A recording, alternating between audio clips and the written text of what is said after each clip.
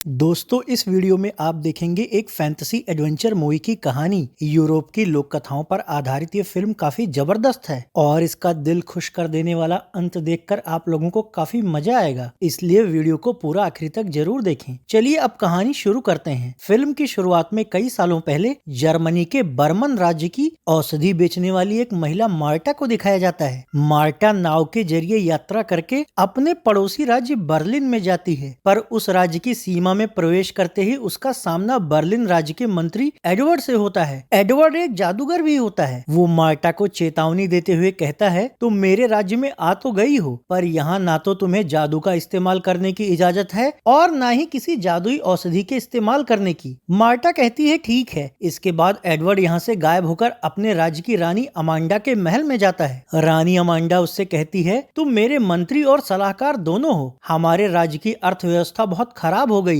सैनिकों को देने के लिए वेतन तक कम पड़ रहा है। तुम ही बताओ धन बढ़ाने के लिए क्या किया जाए। मंत्री एडवर्ड बहुत ही धूर्त और लालची होता है। वो रानी से शादी करके खुद यहाँ का राजा बनना चाहता है, लेकिन वो रानी से सीधे तरीके से यह बात कहने से झिझकता है। इसलिए चालाकी दिखाते हुए वो उनसे कहता है, राजा के मरने के बाद आप बहुत अकेली हैं। आपको किसी बुद्धिमान और समझदार नौजवान से शादी कर लेनी चाहिए। वो राज्य को बेहतर ढंग से चला सकता है। रानी कहती है, मेरी उम्र अब ज्यादा हो चुकी है और मेरे चारों बेटे भी जवान हो गए हैं, इसलिए मेरा फिर से शादी करना ठीक नहीं होगा। अच्छा यही होगा कि तुम मेरे चारों बेटों के लिए ढंग की राजकुमारियां ढूंढो, ताकि वो लोग शादी करके राज्य की जिम्मेदारी बेहतर ढंग से उठा सकें और उनकी शादी में दहेज से जो धन मिलेगा उससे हमारा राजकोष धन से भर जाएगा। रानी द्वारा अपनी शादी की बात टाल दिए जाने से जादूगर को लगता है कि उसकी योजना विफल हो जाएगी, इसलिए वो एक नई चाल चलते हुए रानी से कहता है, ठीक है, मैं आपके बेटों के लिए अमीर राजकुमारियां ढूंढने की कोशिश करता हूँ।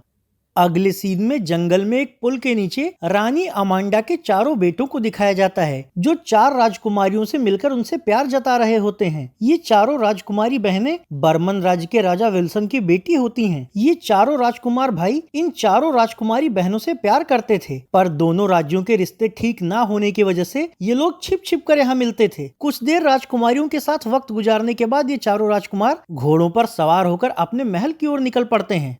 अगले सीन में बर्मन राज्य में रहने वाले विक्टर नाम के एक मास्टर दर्जी को दिखाया जाता है। वो अपने चार कारीगरों के साथ मिलकर दर्जी की एक दुकान चलाता था। विक्टर बहुत ही नेक दिल इंसान होता है और वो जिंदगी में कुछ बड़ा करने की ख्वाहिश रखता है, इसीलिए वो हमेशा रईसों की तरह कपड़े पहना करता है। एक दिन वो अपने कारीगरों से पूछता है, तुम लोग एक खास रेशमी कोट बना रहे थे, क्या वो तैयार हो गया? कारीगर कहते हैं, जी मास्टर। तो विक्टर उस कोट को पहनकर देखता है और कारीगरों से कहता है, मैं इस कोट को बाजार में बेचने जा रहा हूँ। अगर लोगों ने इस नए कोट को पसंद किया तो हमें ढेर सारा काम मिल सकता है। इस बात से उसके कारीगर खुश हो जाते हैं। अगले सीन में रानी अमांडा का महल दिखाया जाता है, जहाँ सलाहकार एडवर्ड रानी अमांडा को चार अलग अलग राज्यों की चार राजकुमारियों की तस्वीर दिखाते हुए कहता है, मैंने चार सबसे धनवान राजकुमारियां ढूंढ ली हैं। हालांकि वो चारों राजकुमारियां बेहद बदसूरत होती हैं और रानी अमांडा को पसंद नहीं आती। तो एडवर्ड रानी से कहता है, आप इनके चेहरे पर मत जाइए, इनके धन पर जाइए। इनसे मिलने वाले दहेज से आपका खजाना भर जाएगा, क्योंकि ये चारों अलग अलग राज्यों से हैं और काफी धनवान हैं। आखिरकार अपने राज्य की अर्थव्यवस्था ठीक करने के इरादे से रानी सलाहकार की बात मान लेती है।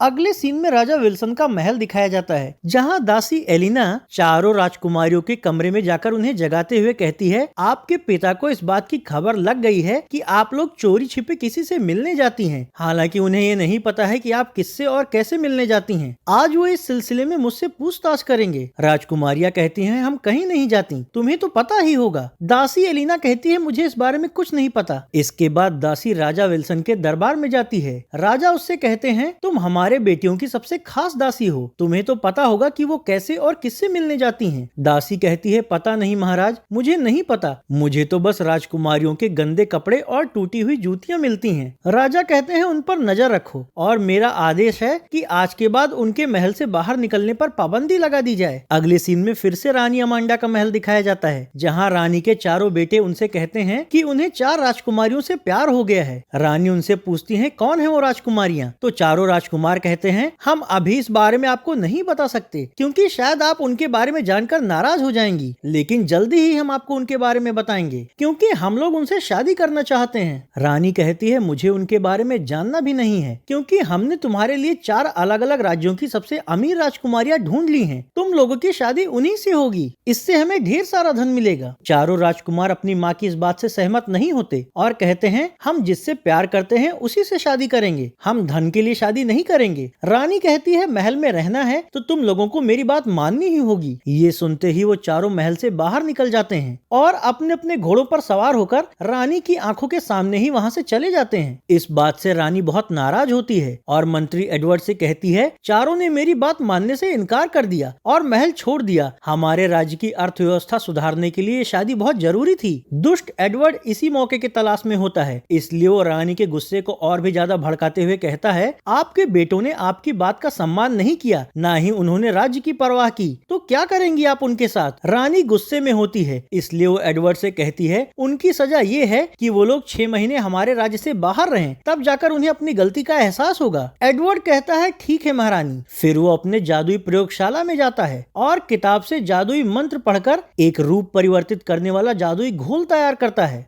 दूसरी ओर चारों राजकुमार चलते चलते थक जाने की वजह से एक तालाब के किनारे रुककर सो जाते हैं। दुष्ट एडवर्ड उस जादुई घोल के धुएं को अपनी जादुई अंगूठी के जरिए उन राजकुमारों के पास भेजकर उन्हें कौवे के रूप में बदल देता है। हालांकि रानी एडवर्ड की साजिश से अनजान होती है। कौवे के रूप में भी वो चारों राजकुमार जंगल में उसी पुल के पास जाते हैं जहाँ अक्सर वो राजकुमारियों से मिला करते थे।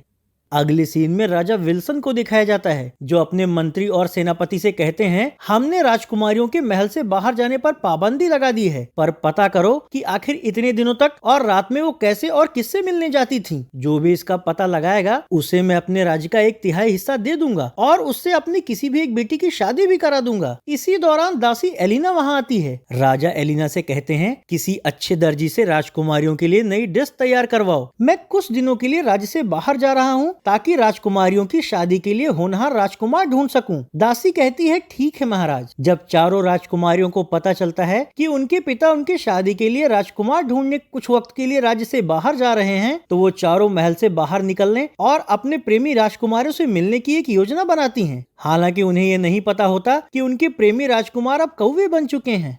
इसके बाद औषधि बेचने वाली जादूगरनी औरत मार्टा को दिखाया जाता है। रात के अंधेरे में बारिश से बचने के लिए वो बाजार के पास रहने वाले लोगों का दरवाजा खटखटाकर उनसे शरण मांग रही होती है। उसी वक्त मास्टर दर्जी विक्टर रेशमी कोट बेचने के लिए बाजार में घूम रहा होता है। मार्टा को देखकर वो उनसे कहता है, आप ये रेशमी कोट खरीद लीजिए, ये आपको ठंड से बचाएगा। मार्टा कहती है, मैं औषधियाँ बेचने आई थी, अभी मेरे पास इतने पैसे भी नहीं है कि मैं बारिश से बचने के लिए किसी सराय में रुक सकूं। फिर आखिर मैं तुम्हारा ये कोट कैसे खरीदूं? हालांकि तुम्हारा ये कोट दिखने में काफी अच्छा है। विक्टर नेक दिल होता है, इसलिए मार्टा को ठंड से ठिठुरते हुए देखकर वो उन्हें मुफ्त में ही वो कोट पहनाते हुए कहता है, आप इसे रख लीजिए। तो मार्टा उसे धन्यवाद कहते हुए अचानक से वहाँ से गायब हो जाती है। फिर सुबह जब विक्टर अपनी दुकान में आता है तो उसके कारीगर उससे पूछते हैं कि क्या तुमने वो कोट बेच दिया? विक्टर कहता है, नहीं, उसे मैंने एक गरीब औरत को दे दिया है। ये सुनकर कारीगर मायूस हो जाते हैं। अगले सीन में फिर से मार्टा को दिखाया जाता है। बाजार में घूमते वक्त उसे दासी एलिना मिलती है। वो उनसे कहती है, आप तो मेरे राज्य से हो ना, आप यहाँ क्या कर रही हो? एलिना कहती है, आपको तो पता है हमारे राज्य में कोई ढंग का दर्जी नहीं है और राजा ने राजकुमारियों के लिए बेहतरीन ड्रेस तैयार करने को कहा है क्योंकि वो उनकी शादी के लिए राजकुमार ढूंढने गए हैं। मार्टा कहती है, सामने की गली में एक दर्जी है, उसने बहुत अच्छा कोट बनाया था, तुम एक बार उससे मिल लो। मार्टा के बताने पर एलिना विक्टर के दुकान पर जाती है और विक्टर से कहती है, मैं पड़ोसी राज्य के राजा की दासी एलिना हूँ। राजा अपनी चारों बेटियों के लिए खूबसूरत ड्रेस चाहते हैं, मैं उनकी नाप लाई हूँ, तो उन सब के लिए 3 अलग अलग ड्रेस बना दो। फिर जब तुम ड्रेस लेकर महल में आओगे तब तुम्हें भुगतान कर दिया जाएगा। राजा से ऑर्डर पाकर कारीगर और विक्टर बहुत खुश होते हैं। विक्टर को एलिना अच्छी लगती है, इसलिए वो उससे कहता है, ड्रेस लेकर मैं खुद आऊंगा। एलिना कहती है, ठीक है।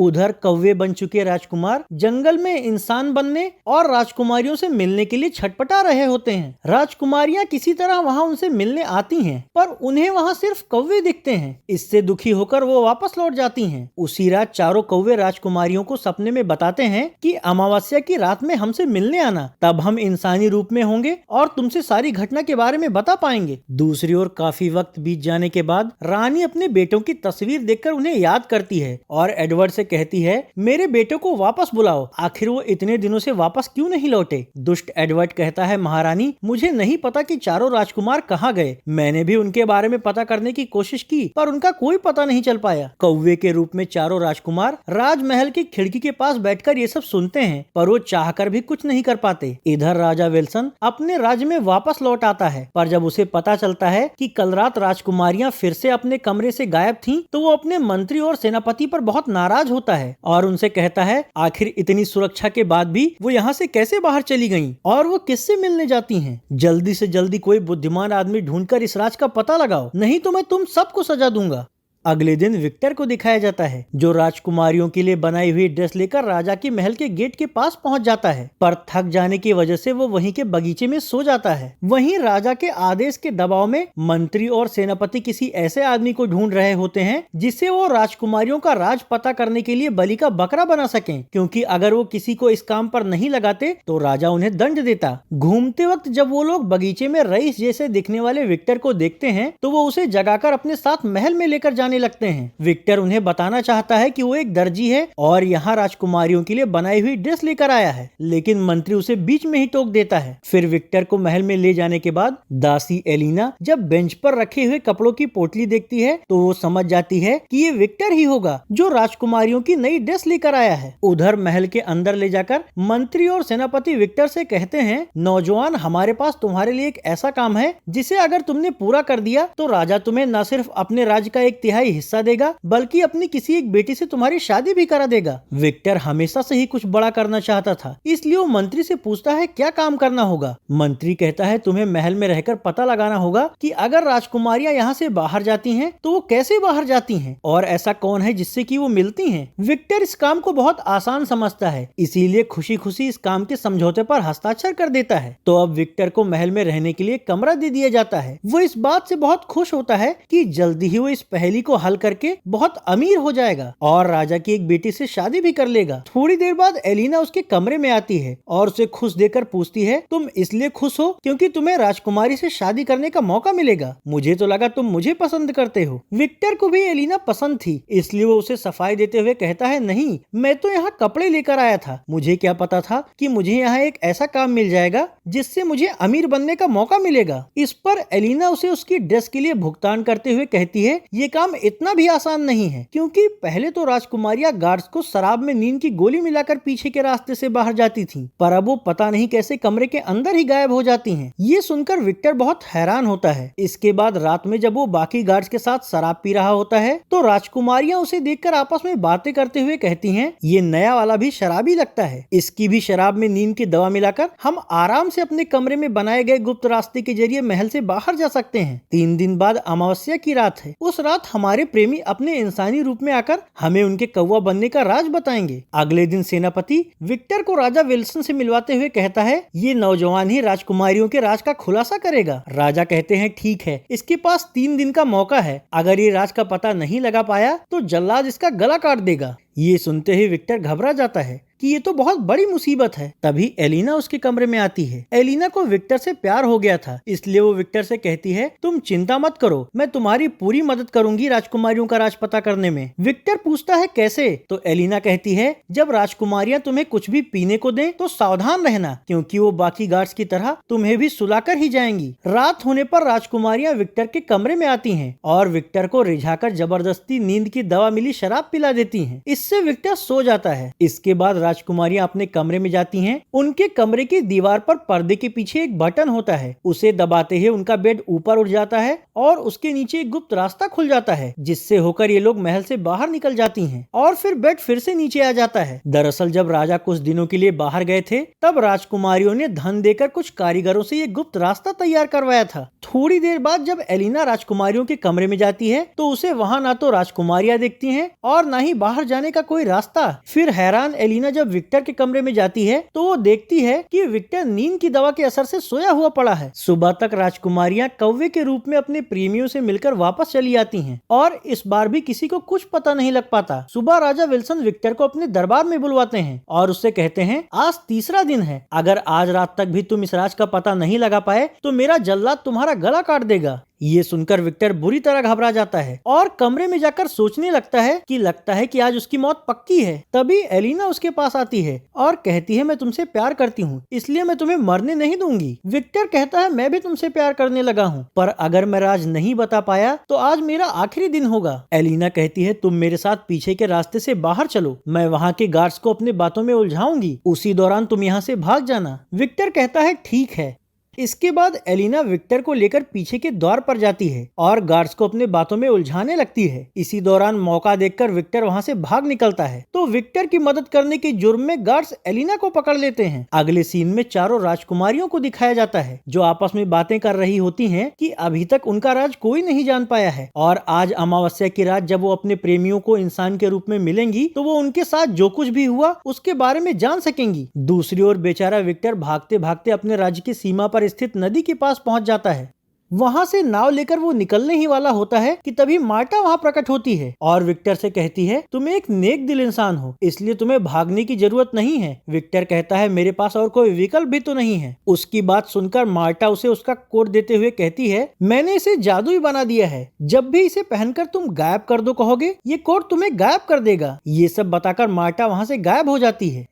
अगली सीन में दुष्ट एडवर्ड को दिखाया जाता है। वो अपने कमरे में शीशे के सामने खड़े होकर खुद से कह रहा होता है कि मैंने रानी के बेटों को कौवा बनाकर उनसे दूर कर दिया। अब रानी कमजोर है और जल्दी ही वो मजबूरी में मुझसे शादी कर लेगी, फिर मुझे राजा बनने से कोई नहीं रोक सकता। इत्तेफाक से तभी रानी वहाँ आकर उसकी बातें सुन लेती है। एडवर्ड का सच जानकर वो उससे कहती है, मक्कार इंसान, तुमने मुझे गुमराह किया और धोखे में रखा, पर मैं तुम्हारी चाल कभी कामयाब नहीं होने दूंगी। ये कहकर वो एडवर्ड की जादुई अंगूठी उठाकर पहन लेती है और उससे कहती है, तुम सारा जादू इसी के इस्तेमाल से करते हो ना, अब ये मेरे पास है, तो अब तुम वही करोगे जो मैं चाहूंगी। इधर राजा विल्सन विक्टर को भगाने के जुर्म में एलिना को सजा देने की तैयारी कर रहे होते हैं, लेकिन तभी विक्टर वहां पहुंचकर उनसे कहता है, महाराज इसे छोड़ दीजिए, शर्त के मुताबिक अभी आज का दिन बचा हुआ है और मैं यहाँ से भागा नहीं था, मैं एक सुराग ढूंढने गया था। विक्टर की बात सुनकर राजा सैनिकों से एलिना को छोड़ देने के लिए कहते हैं और फिर विक्टर से कहते हैं, ठीक है, तुम्हारे पास बस आज रात तक का ही वक्त है, उसके बाद तुम्हारा सिर धड़ से अलग कर दिया जाएगा। विक्टर सहमति में सिर हिलाता है और फिर एलिना को महल के अपने कमरे में ले जाता है। एलिना उससे कहती है, तुम्हें मरना है क्या जो तुम यहाँ वापस आ गए? विक्टर कहता है, न तो मैं मरूंगा और न ही तुम्हें मरने दूंगा। एलिना पूछती है, वो कैसे? तो विक्टर उसे मार्टा का दिया हुआ जादुई कोट दिखाकर उसकी खूबियों के बारे में बताता है। एलिना को इस बात का यकीन नहीं होता, इसलिए वो कोट पहनकर कहती है, मुझे गायब कर दो। उसके ऐसा कहते ही वो गायब हो जाती है। विक्टर कहता है, अब तो तुम्हें यकीन हो गया होगा ना? कोट उतारकर एमा कहती है, हाँ, पर तुम्हें सावधान रहना होगा। आज जब भी राजकुमारियां तुम्हारे कमरे में तुम्हें शराब पिलाने के लिए आए, तो तुम पहले ही सोने का नाटक करना, उसके बाद गायब होकर उनके पीछे जाना। विक्टर कहता है, ठीक है। रात होने पर विक्टर सोने का नाटक करने लगता है। राजकुमारियां उसके कमरे में नींद वाली शराब लेकर आती हैं, लेकिन जब उन्हें लगता है कि विक्टर गहरी नींद में सो रहा है, तो शराब वहीं रखकर अपने कमरे में आ जाती हैं और आपस में बातें करने लगती हैं कि आज इतने महीनों के बाद वो अपने राजकुमारों से इंसानी रूप में मिलेंगी। अब तक गायब होने वाला कोट पहनकर विक्टर भी राजकुमारियों के कमरे में आ जाता है और चारों राजकुमारियों को बेड के नीचे बने गुप्त रास्ते के अंदर जाते हुए देखता है। अब क्योंकि वो गायब होता है, इसलिए वो भी उनके पीछे जाता है। वो गुप्त रास्ता एक भूमिगत गुफा के अंदर जाता है। उस गुफा में एडवर्ड द्वारा जानवर बनाए गए सभी लोग आज अमावस्या के दिन इंसानी रूप में आने का जश्न मना रहे होते हैं। उन्हीं लोगों के बीच वो चारों राजकुमार भी होते हैं। वो राजकुमारियों से मिलकर उन्हें उनके साथ जो कुछ भी हुआ उसके बारे बारे में बताते हैं। अदृश्य रूप में वहाँ मौजूद विक्टर उन लोगों की सारी बातें सुनता है और फिर सुबह होते होते राजकुमारियों के पीछे वापस महल में आ जाता है। महल में राजा राजकुमारियों को अपने दरबार में बुलाकर उनसे पूछता है कि आज रात भी तुम लोगों का कमरा खाली था, आखिर तुम लोग कैसे और कहाँ जाती हो? राजकुमारियां कहती हैं कहीं नहीं। लेकिन तभी राजकुमारियों के कपड़े और जूते चप्पल लेकर विक्टर वहाँ आता है और राजा से कहता है, महाराज मैंने राजकुमारियों का सच पता कर लिया है। पहले ये लोग गार्ड्स को नींद वाली शराब पिलाकर पीछे के रास्ते से बाहर जाया करती थीं, पर जब आपने इनके बाहर जाने पर पाबंदी लगा दी और आप कुछ दिनों के लिए राज्य से बाहर चले गए तो राजकुमारियों ने कुछ कारीगरों को धन देकर उनसे अपने बेड के नीचे गुप्त रास्ता बनवाया और उस रास्ते को आपके महल के गुप्त रास्ते से जोड़ दिया। इसी से होकर ये लोग जब चाहे महल से बाहर चली जाती थीं। राजा पूछते हैं, पर आखिर ये चारों जाती कहाँ थीं? विक्टर कहता है, ये चारों आपके पड़ोसी राज्य के 4 राजकुमार भाइयों से प्यार करती हैं, पर आपके राज्य और पड़ोसी राज्य में अच्छे संबंध न होने की वजह से राजकुमारियों ने आपको इस बारे में नहीं बताया।